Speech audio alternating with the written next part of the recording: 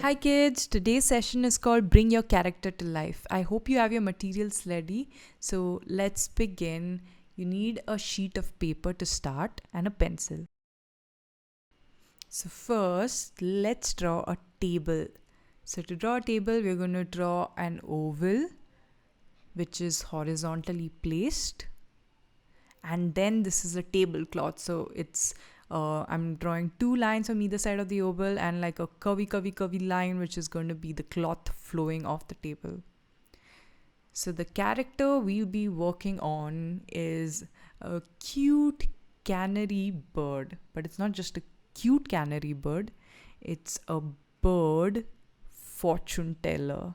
So this table here is going to be the table on which the fortune ball is going to be kept. And if you've seen in movies and in cartoons, you'll know that the table always has a tablecloth. So that's how I've drawn it. Like it's always circular. And now I'm drawing the ball. So it's just one circle. And this is a small stand on which the ball is kept.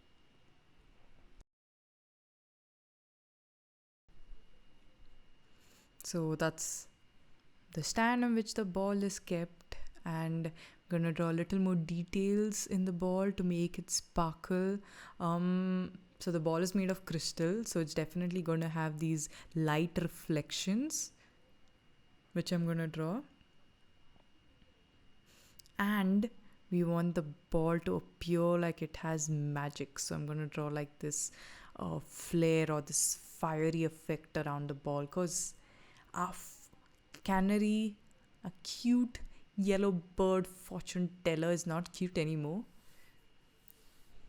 And she or he is a magician, and his fortune ball has fire around it, and you can see that it's crystal with all the light reflections. So imagine what you want your character to be like and what you think a particular thing needs, and add in all these additional details.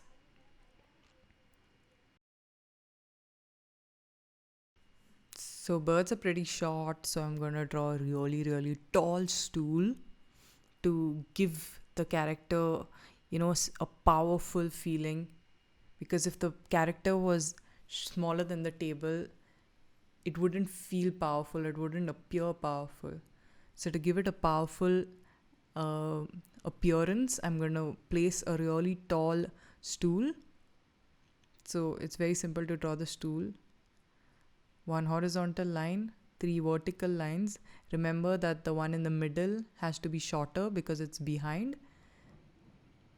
And now I'm going to draw my bird. I'm just drawing a circular sort of structure. Like I'm drawing two over curves. The curve on the left is bigger than the curve on the right, and I'm going to draw a triangular structure which is going to be the bird's cap, because all of these witches and wizards have hats and caps, right? So yeah, this is the cap.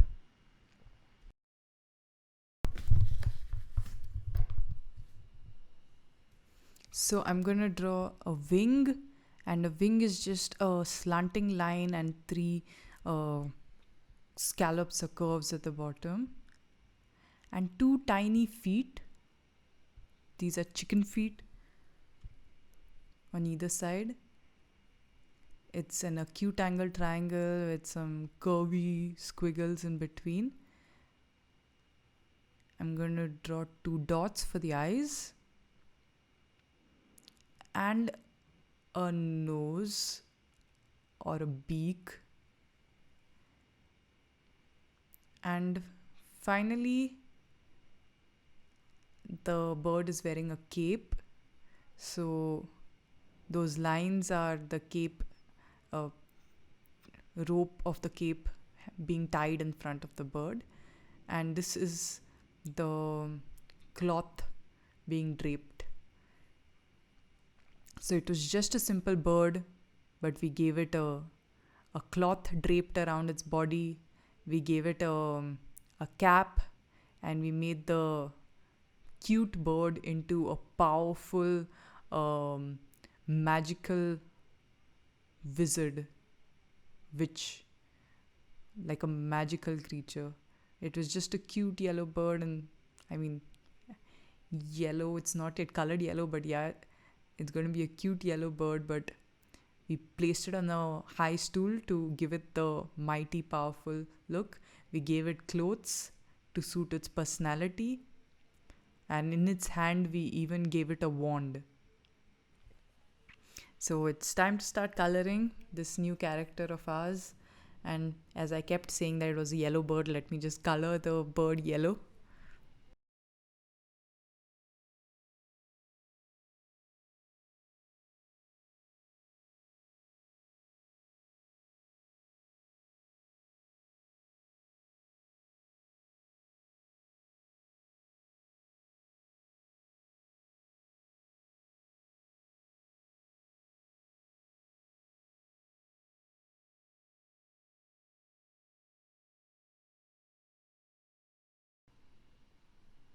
The body's yellow, and the wing also has to be yellow, so let's color the wing as well.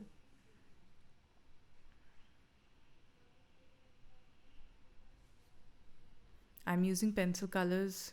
You can use pencil colors or crayons or oil pastels or watercolors or oil colors or acrylic colors, like literally whatever you have, you can use.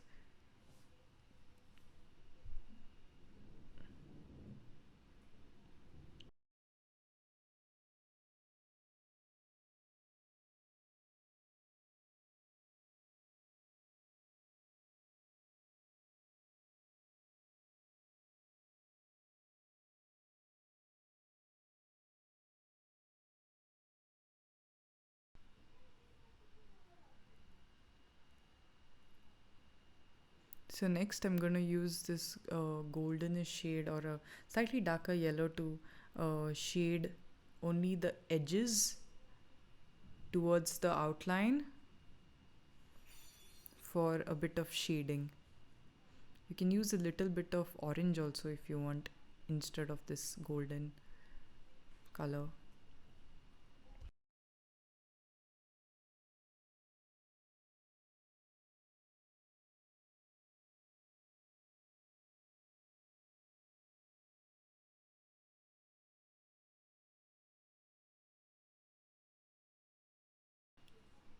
Next, orange for the beak and for the feet.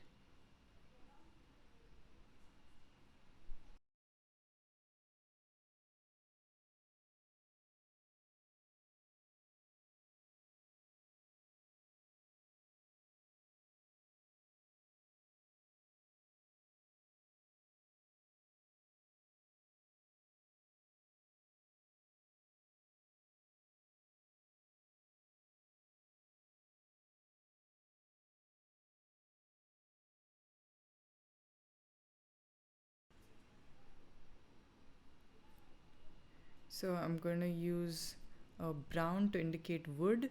So the wooden wand would be brown, and the wooden stool also would be colored brown. So all these are really small and tiny structures, so make sure you're careful and you don't color outside. You can use one shade of dark brown, or you can merge colors with brown and black or dark brown and light brown. It's up to you.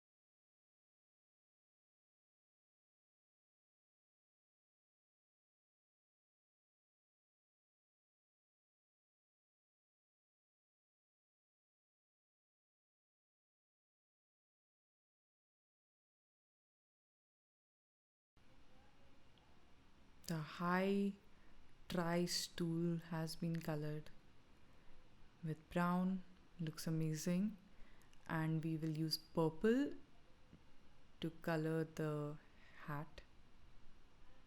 And this is like a very simple basic uh, coloring. I'm gonna outline everything so that it's easier, and then I'm gonna fill the color in.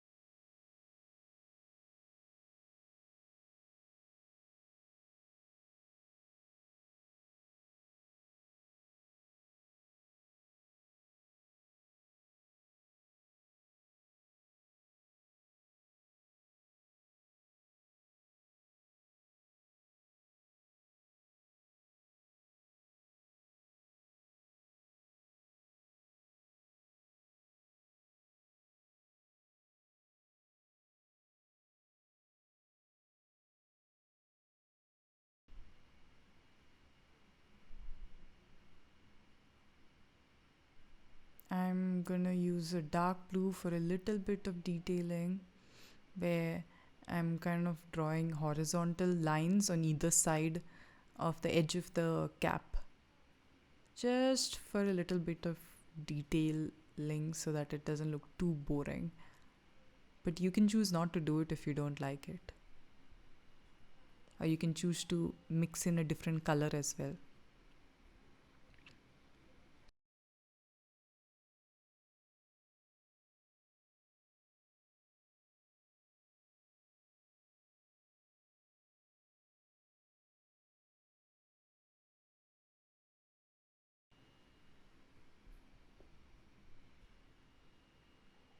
A brown or a golden yellow for the string of the hat. And for the cape, you can use whatever color that you want. I'm going to be using black, but you can use purple to match the hat as well, or you can use dark blue to match the detailing on the hat, or even golden. But I suggest you use black, purple, or blue. I'm going to be using black.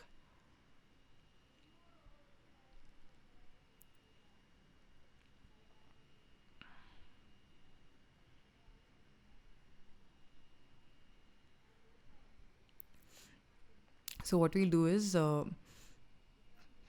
we will outline all the parts which already a pencil. We'll use this black to make it darker.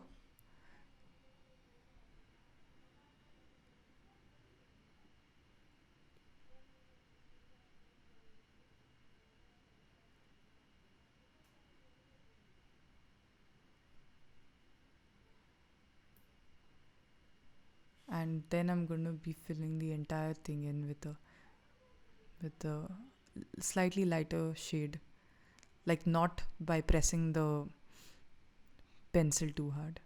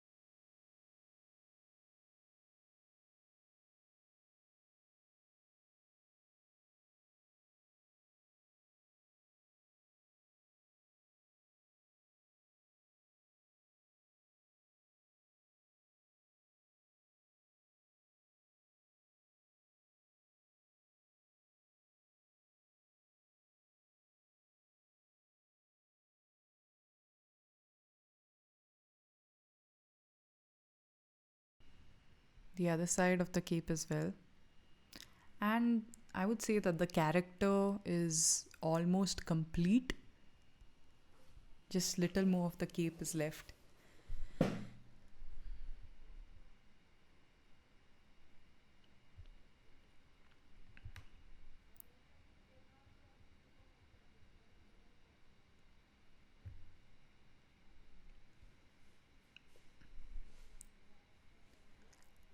And we're done with the character. Looks amazing. So now to color the table and the crystal ball and finish off the rest of the artwork as well. So I've chosen to color the entire tablecloth red.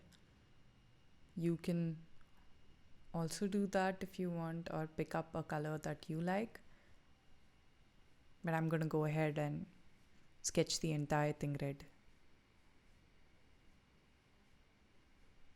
First, I'm doing the top part of the table because that's the easiest.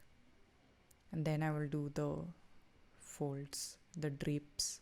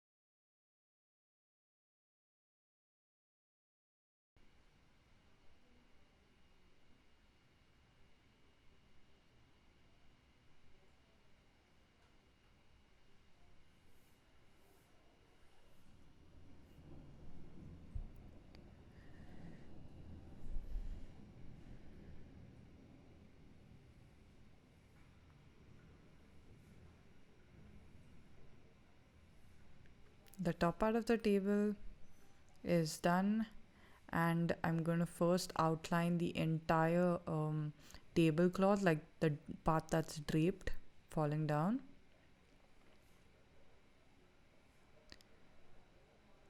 And using more pressure on the pencil or the color, I'm going to fill in these folds at a slightly darker color.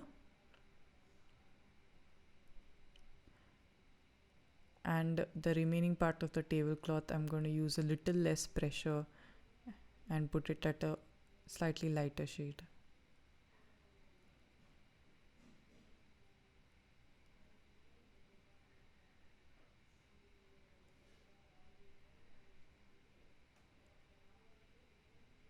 So the darker folds are done, and the remaining I'm going to shade at a lighter shade using the same pencil but just with less pressure.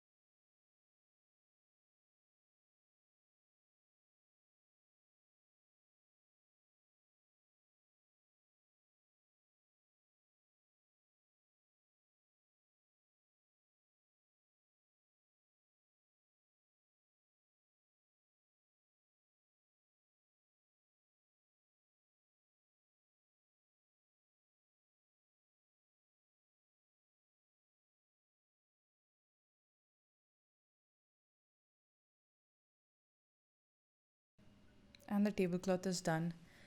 I'm going to use light blue to color the crystal ball. So first I'm going to border the ball like I've done with everything else. I'm bordering it first.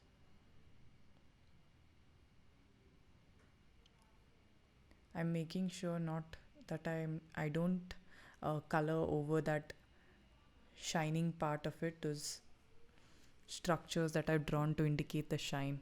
I'm going to avoid coloring over that.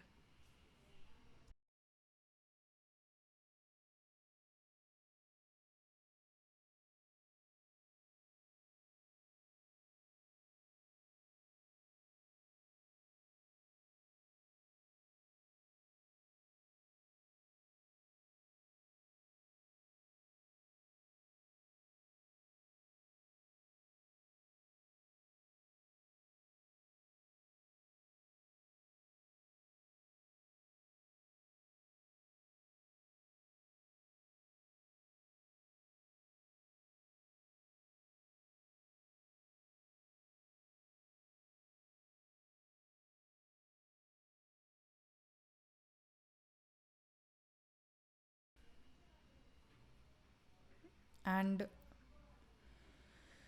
I will use a darker shade of blue to kind of outline those parts which show that the ball is shining. And I'll also use the darker shade of blue to, or maybe a black, to color the entire stand that's holding the ball.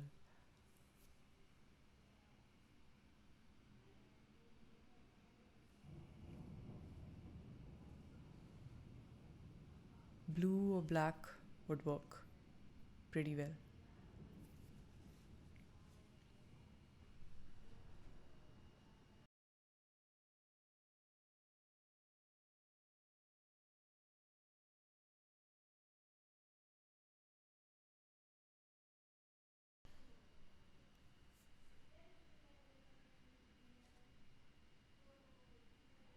So just a little more detailing everywhere which you think needs little more help, and all that's left is to color that fireish thing which I had done in the beginning to show the magic.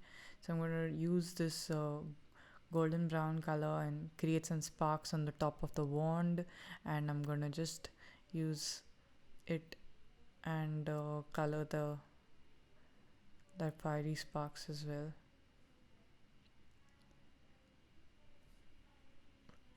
Using the black pen but putting very little pressure, and I'm bordering it.